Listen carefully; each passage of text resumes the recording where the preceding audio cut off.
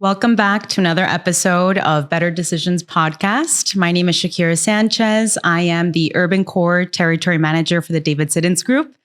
Today, I have a wonderful pleasure of having the CEO, founder, and chairman of Blanca Commercial Real Estate, Ms. Tere Blanca herself. Thank you so much, Shakira, for having me. Delighted to be here. Thank you. Good. Thank you so much for joining us. So before we started filming, we kind of had a brief conversation about what we're going to talk about. And the main goal is really to share what's been happening in the commercial real estate industry. So for those who know or don't know, there have been a number of businesses that have publicly and privately announced their expansion. So we would love to know how that's going to affect the local market in different sectors, what that's going to mean for Miami as it continues to evolve as a global city. But before we get into that, we'd love to know how you started out in the commercial real estate industry and how your role has evolved through time. Well, thank you.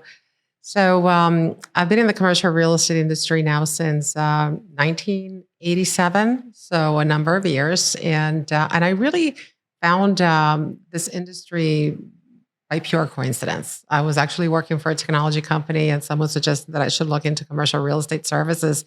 And I fell in love with it. I fell in love with the interaction that we have daily with clients, with being part of your community and being part of the fiber of seeing what is going to be built in your community and seeing that ahead. And so when I fell in love with it, I moved back to Miami because I had moved to San Diego previously. And like so many are finding out today, once you live in Miami, you want to come back. and so I came back, and for 35 years now, I have been involved in commercial real estate services. I grew up in the business with a development group, Codina Group, and then led the region for Cushman and Wakefield. And about 13 years ago, decided it was time to launch my own business. It's been a beautiful journey. I have we've got a team now of 41 professionals. We have a division for property management for office buildings and high street retail. And we have a very robust market share of 34% consistently over the last 6 years with the amazing team that we've built, representing both owners and tenants that need office and industrial space primarily. We're regional. We have 3 offices, one in Las Olas, one in Brickell, and one at Waterford Business District and Miami Airport, and continuing to grow.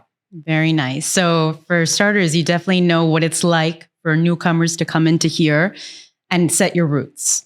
In reality, I think this is the perfect way to kind of begin this conversation because you've seen Miami in its worst time and now arguably its best time.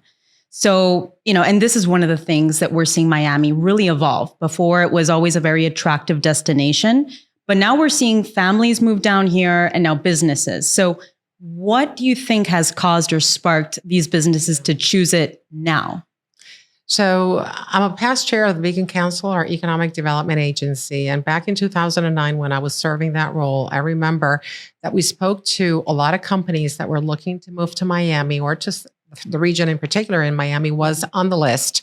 And it felt like a really interesting opportunity, but that Miami was lacking some of the infrastructure that they were looking for to be able to be to feel like they were in a global city that was fully connected, or that they perhaps were challenged with the school system, or perhaps too much diversity for some companies, in fact.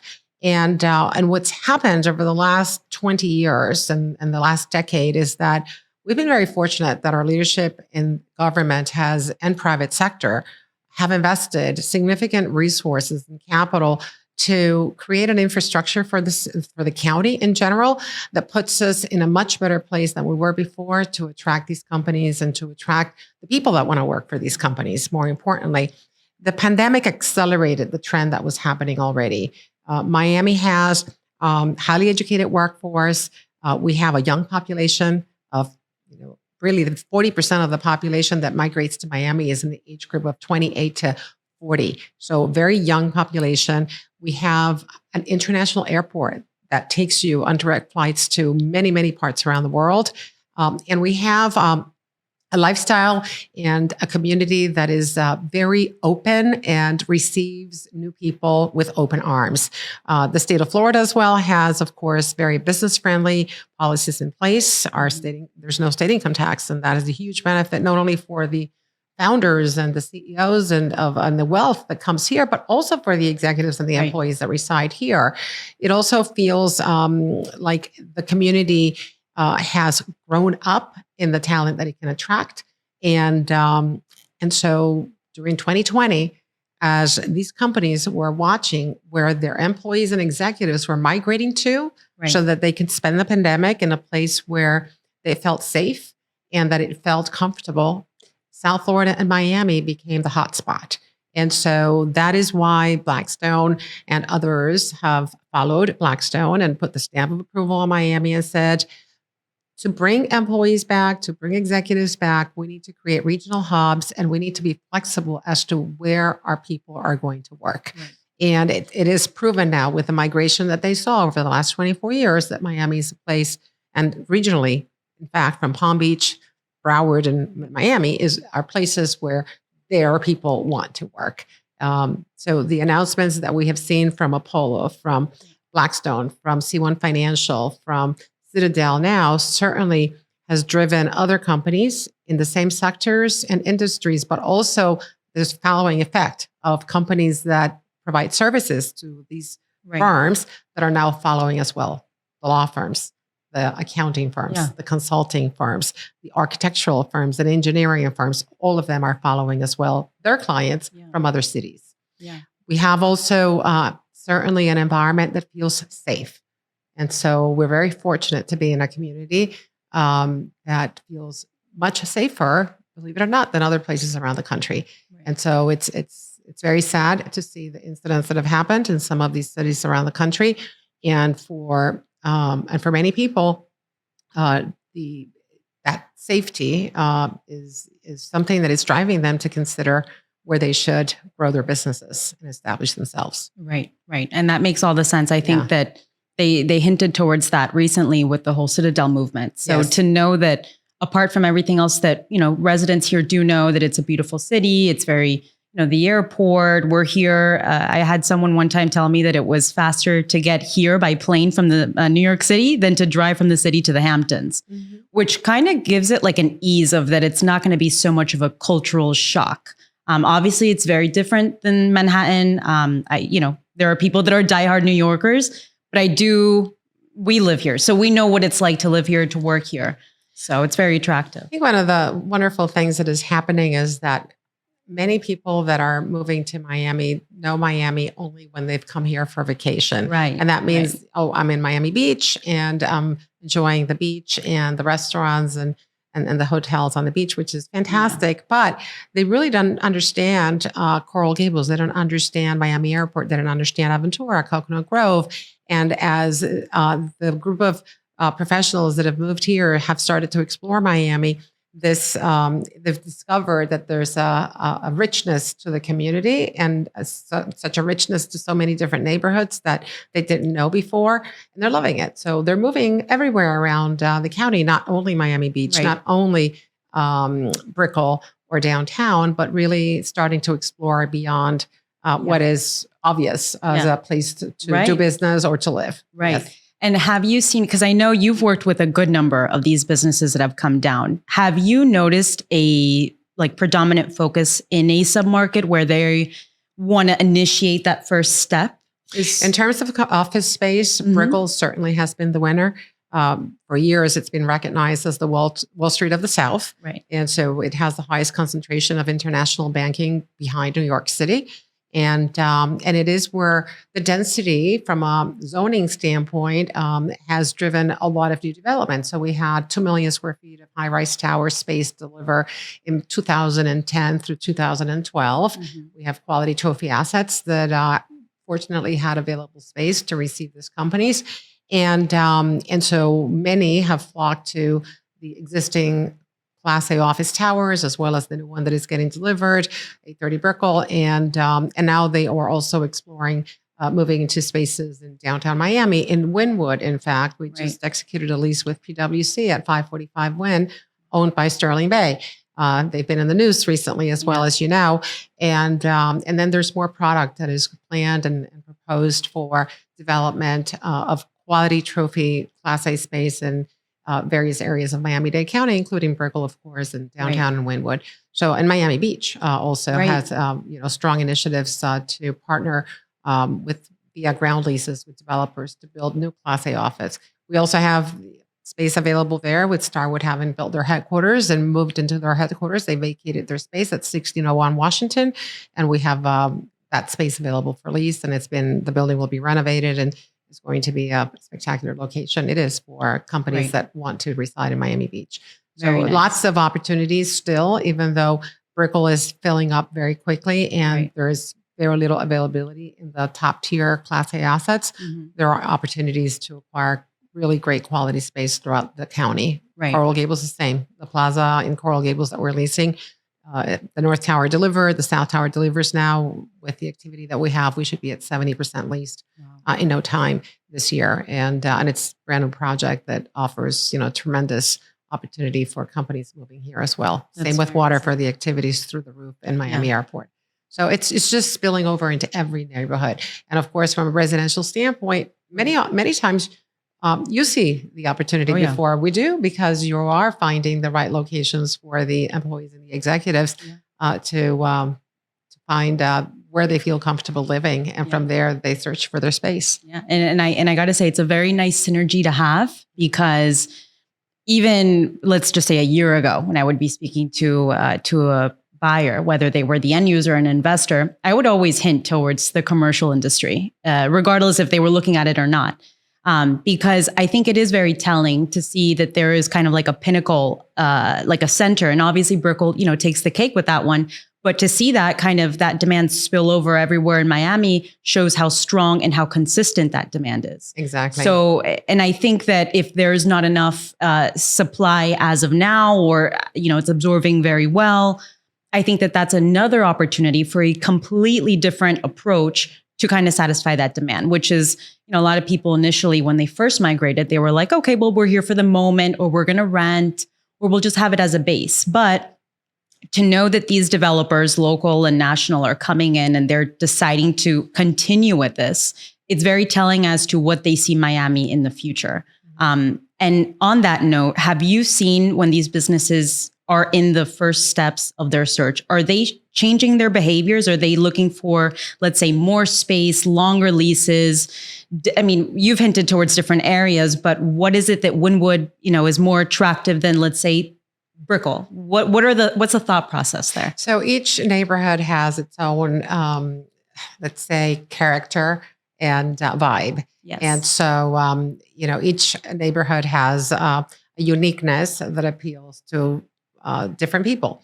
And what I'm finding is that as companies have come to Miami and gone into, for instance, co-working spaces, because they wanted to sort of understand the market and build their talent base, do their recruiting, and then enter into longer term leases, they are, after getting to know the market, deciding, well, I thought I was going to be in Brickell, but guess what? I really want to be in Wynwood. Right.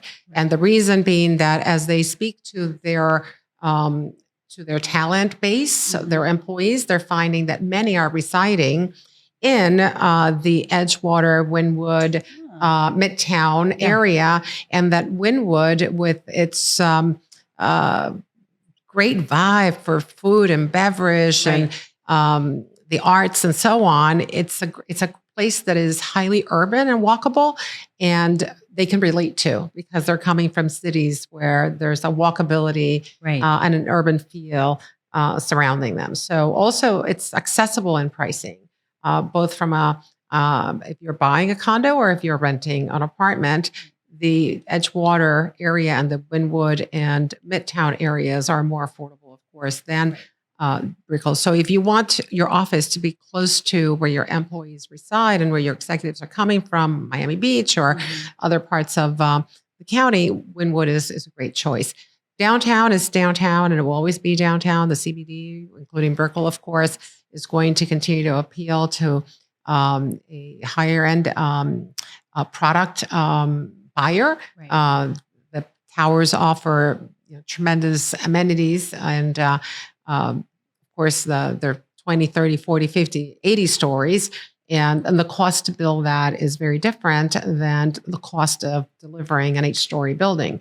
So you will have always some price differential between Brickell Avenue and downtown Miami and these other neighborhoods to the north and Wynwood, where you're capped in terms of density and in terms of height. Edgewater has high rises as well that are pretty accessible in price, and I think you'll see the whole corridor populate very quickly. Yeah. I understand there's hardly any vacancy in any of these buildings for rent or for even to acquire apartments. No, and it's definitely driven the price up, the availability. I mean, even now where we're starting to see it shift a little bit, it's still like Brickell, for example, Brickell and Brickell Key, it's showing like 3.4 months of supply, which is still very much favorable for sellers, but there is a hesitation. There's a little bit of fear. And I think that this is more like a global sense of it. I mean, Europe is going through it. Latin America is going through it. So we're seeing a lot of things happen, but this is a very similar conversation that we would have with buyers, which is each neighborhood does have their own characteristic. And there were people that really enjoyed the more rustic urban vibe and ambiance that Edgewater had to offer. Downtown and Edgewater are going to be two that are going to see a lot of saturation of inventory coming in the next construction cycle. But Brickell is obviously kind of like up and running, like it's ready to go, the great walkability.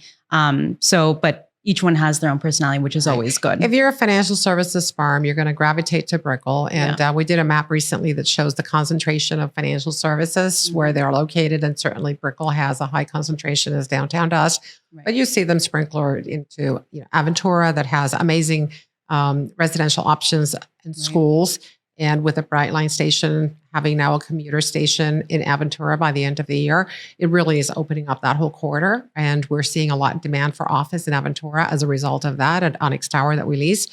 And so I think that the mobility of workers via mass transit, especially with the residents that are coming here that are used to using mass transit, is a factor. And more schools arriving and opening in urban areas that facilitate your lifestyle of living, working, and taking your kids to school if you have kids, and not having to leave your neighborhood within a 15-minute sort of connection. The traffic and everything. Exactly. Yeah. So that's what's happening. These neighborhoods are all developing. They're urban.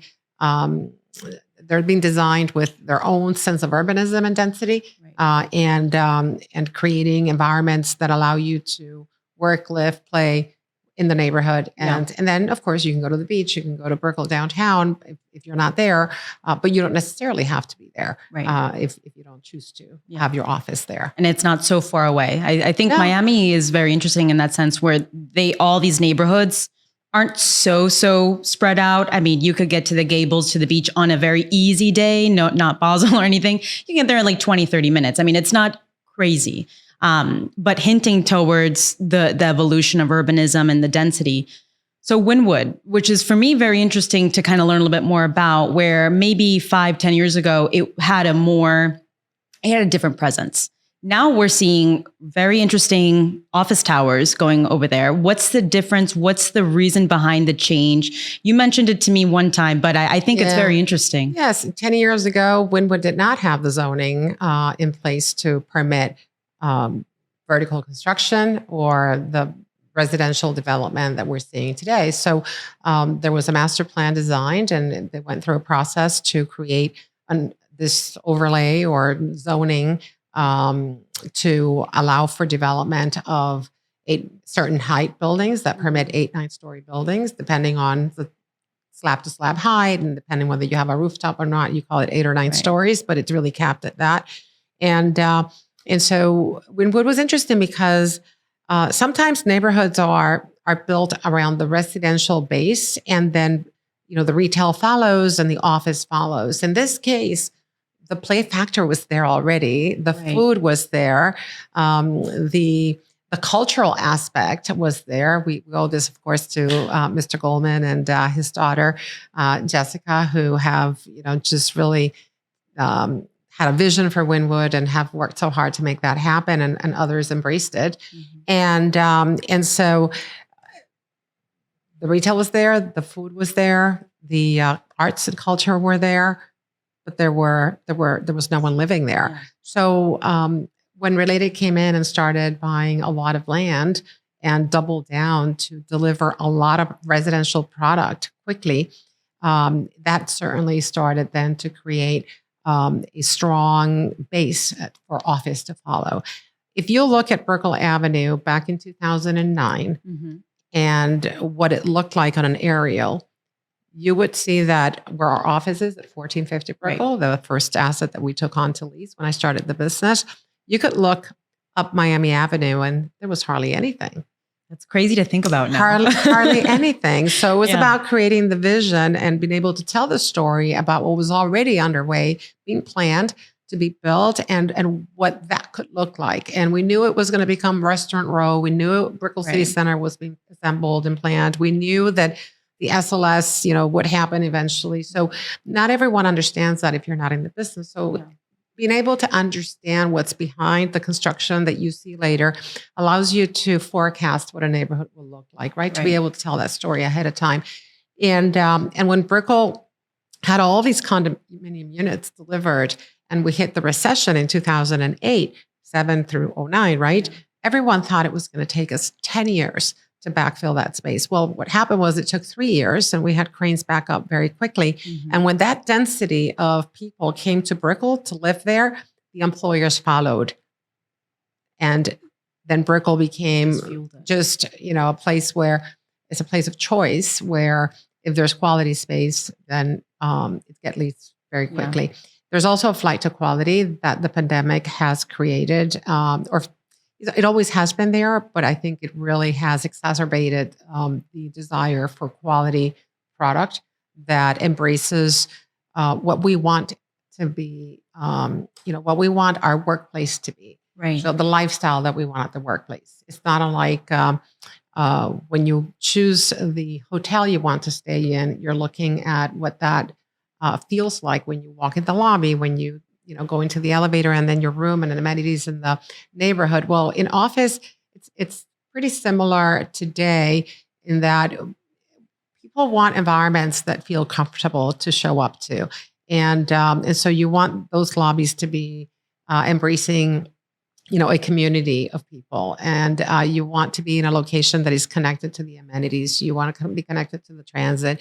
You want to have good access. You want your office space to have living room type areas as well as private office space, and not necessarily communal space where you are packed in like sardines in there and no room to breathe. Yeah. Buildings that have invested in the right mechanical systems and antimicrobial filters and UV lights to make sure that you're breathing clean air and that your intake of air from the outside is appropriate so that you're not recycling microbes inside the space. Yeah, and then the pandemic continues and continues. It continues and continues. So the thing is that there's just a lot that's happened during 2020 that I think actually is very healthy for everyone to sort of reset what the office should look like and what the buildings should feel like.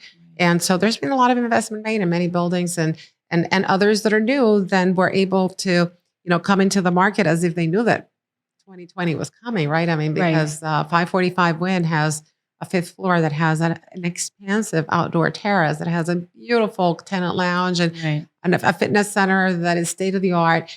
And you walk in and you feel like, oh, I just want to hang out here. It's like home away from home. Yeah, exactly. I want to be here. I don't want to be sitting in my tiny home office. And so no, but that's good to hear. And honestly, there are some CEOs and founders that are kind of they're okay with the remote work, right? I feel like it's kind of like a push and pull. And I feel like there are some people that are also not on board with it at all and see the benefit, holistically speaking, for an employee to walk in, sit, be in a very comfortable setting, but work in the office. So do you think that with this kind of like trying to figure out what's going to work best, what's going to prevail, has that affected the office space at all with the amount of remote work, or maybe Miami is still trying to meet that demand for office space? There isn't one answer that fits all. Every company is going through this evaluation and having conversations internally and with architects and advisors to figure out what their space looks like. So we've had companies that have decided to close down their office and send everybody home. And then there are others that are growing their footprint because they want to create environments that are welcoming to their employees. And so the office has become the place where you leverage that, you align it with your brand and who you are as an enterprise, and you use it to recruit and retain talent. And I think that no doubt, the flexibility of how you work and where you work is going to stay. I think there will be companies that will say you have to be in the office 100% of the time. But I think for the most part, companies, corporate America, will adopt a more flexibility in how they allow their employees to work. And that doesn't mean that the office goes away, because not every enterprise can be run remotely. Many are running remotely. Great. Not everyone is set up to do that. And a lot gets lost, and inefficiencies can really set in when you don't have any personal communication. So if you're remote, you really have to have systems in place and ways of bringing your employees together into conversations and into a community remotely, and maybe having meeting places either monthly or quarterly where everyone gathers to be able to function efficiently. So, everyone wants their lifestyle to be improved, and no one wants to waste an hour and a half, 2 hours of their day in a car or commuting. Whether you have family or not, it's personal time or work time it's personal time that you're investing to get to work, right? Yeah. So to the extent that you can create opportunities to be in the office with everyone, but have flexibility that if there are certain times during the month when you're not going to be there, you can still be connected to other employees, perhaps in a remote location, whether it's at WeWork or Industrias or Regis and so on. I mean, I think that will be formulas that are going to be adopted for many global enterprises that have big footprints around the world. Right. And the proof is in the pudding. I mean, here in Miami, every co-working company is full and with waiting lists. Wow. And not all of it is the enterprise business with global companies, but it's also people like you and me that perhaps are not in the office every day, but we want to be in a place that feels like I'm at the office. Right. And where there's a community of people, because as human beings, I think we need that social interaction no matter what. And it enriches your experience when you are able to leave your home and connect with other professionals in whatever field you're in or other fields. Yeah. I guess time will really tell which one will go. Right. We haven't seen in Miami an impact of contraction that has in any way delivered challenges for occupancy of buildings. Right. And also we've been so absolutely fortunate to have the immigration of companies that have driven significant positive absorption across the county. Right. So we don't have, our vacancy levels are very healthy, and our occupancy levels are very healthy and very low vacancy, I should say. And rents have certainly worked in the typical way that supply and demand work for the quality assets. The rents have risen 20, 30%, even more in some cases.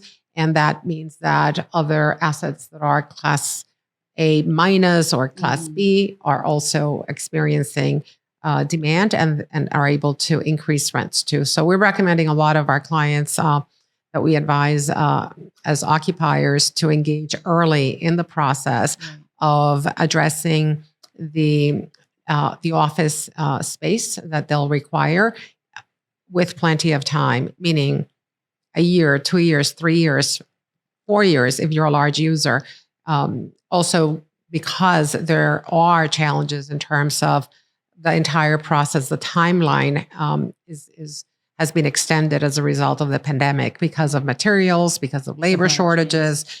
Even the county and the cities here in Miami and Broward and Palm Beach have a lot of volume that they're processing, and therefore to secure a building permit takes a lot longer than it did previously. So it could take you a year to acquire your space in Miami these days. And so, start early. Right. Start really early.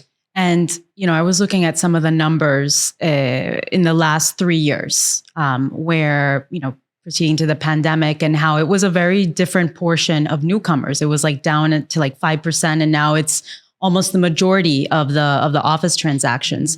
And I'm curious to see, with everything that's been happening with, having the dilemma between remote work or the hybrid work model, these newcomers paying significantly higher rents, how is that affecting the local commercial tenant? Are they able to kind of acclimate, or is this pushing them out of the areas? How are they reacting to all of this? It's a combination, right? Again, many companies that have had to face steep rent increases have decided to stay put because the cost of moving would have been significant in terms of the capital they need to invest to renovate the premises that they would be occupying. And that is also as a result of the pandemic. Materials costs have increased significantly. So if you're moving, you typically either accept the space as is if it's in great condition, or the landlord, the owner, will give you a tenant improvement allowance, but then you have to pay any excess over that allowance for the build out of your improvements. And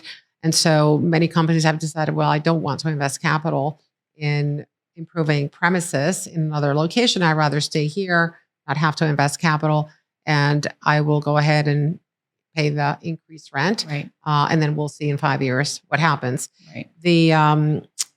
I think that, in terms of local companies facing the rent increases in Brickell, we're seeing some migrate to downtown Miami, some migrate to Wynwood, some migrate to Coral Gables, and some migrate to Waterford Business District or Doral, places where you have ample parking, where you have no parking costs, where there's a significant spread in rent.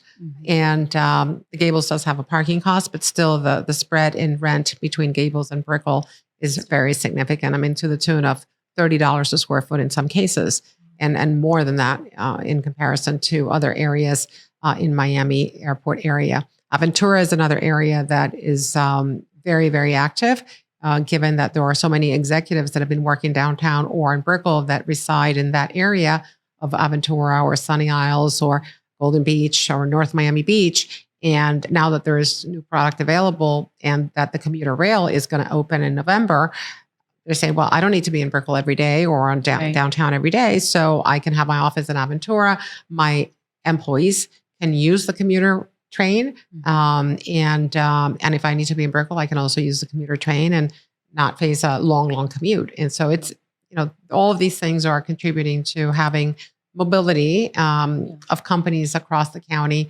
And I think we'll see more of that.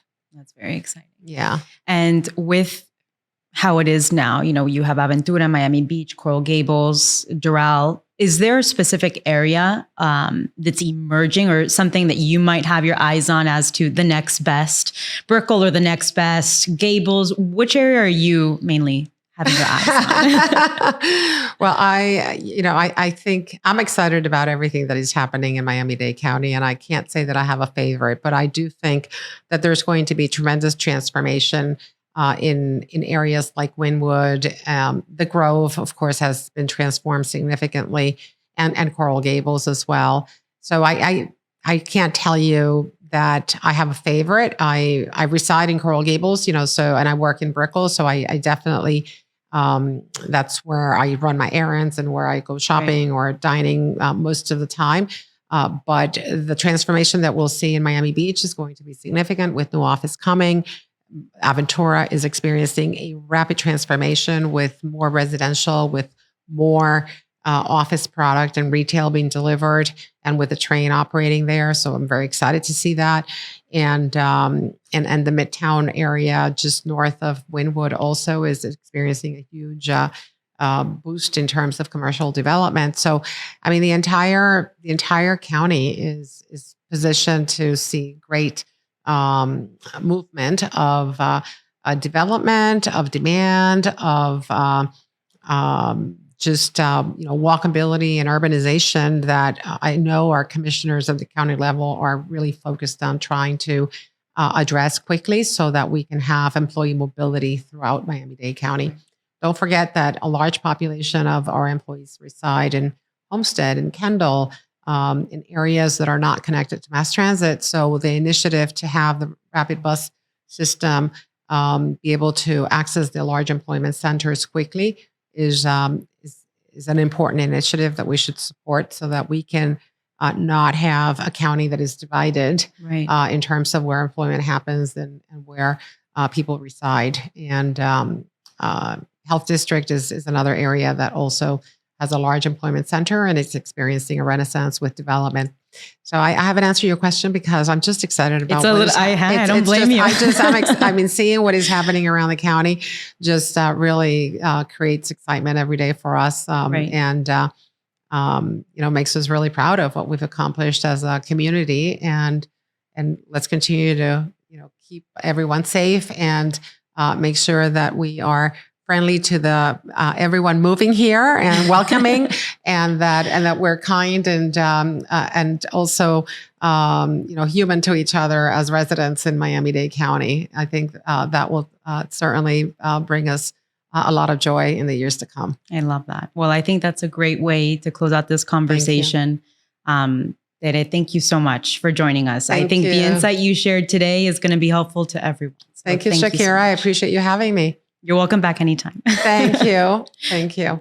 So if anyone would like to speak a little more about commercial real estate in Miami-Dade County, Broward, or Palm Beach, please don't hesitate to reach out at Tere, Tere.Blanca, Blanca, at blancacre.com.